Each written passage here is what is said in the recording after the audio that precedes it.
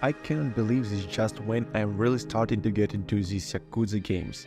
What do? Do they turn into a turn-based JRPG, and for that reason 0 out of 10 I don't think I hate RPGs.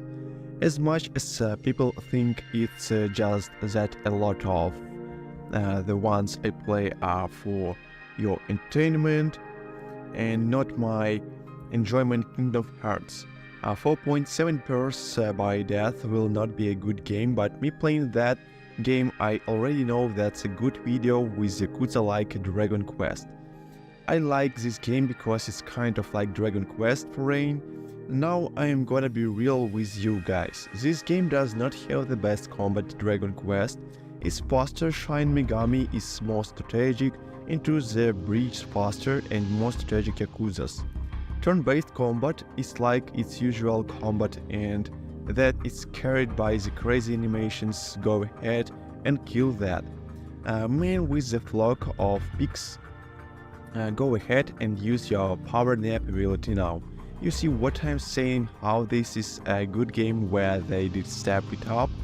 So if the enemies in this game, the bad guys, are called Sujuman, which is Pokemon, but people not only does this game have Struggler, but it also has Drugler, Sugler, and Jugalo. It's kind of like Rugrats, where the baby's imagination turn mundane things into something incredible, except it's a 42 years old man child, one of the most well-known groups in the game.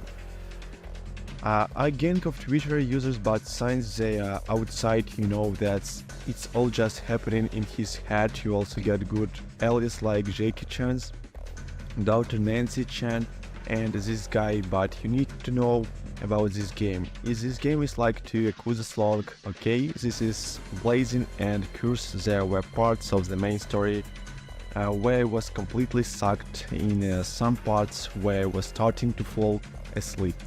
These games are usually pretty talky, but man, the expository dialogue and this one really gets out of hand. And there are so many characters in this game that will just slam dunk with their entire life story. I used to be a bit of a punk. Well, I definitely know how to fix things, and as much as my dad tried to keep this place going, he was not very good at it. He was not good with money and gotten a lot of debt, but I really loved the job.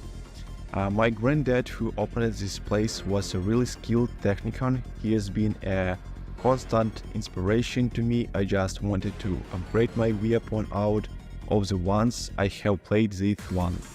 He has the least focused storyline, but because it's so big, it also has the most side quests.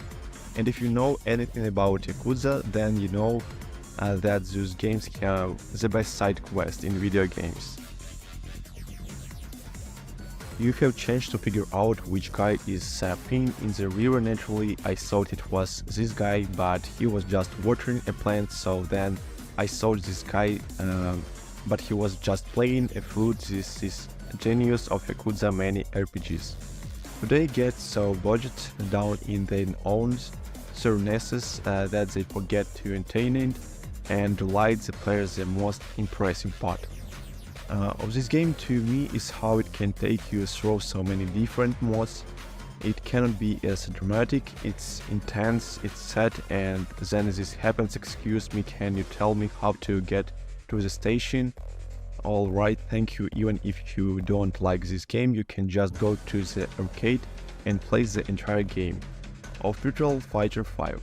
How many RPGs have an entire storyline? For the Mario Kart minigame, tell me that when you're homeless you play this Pac-Man minigame of collecting cans to sound. Then the business mode I really got sucked into this one. I was going to shareholder meetings. I had to hit him with a level 2 apology after 3 days of playing this mod. I remember it.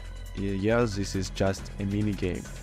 Recommended giant RPG, but when I do, this is so good project.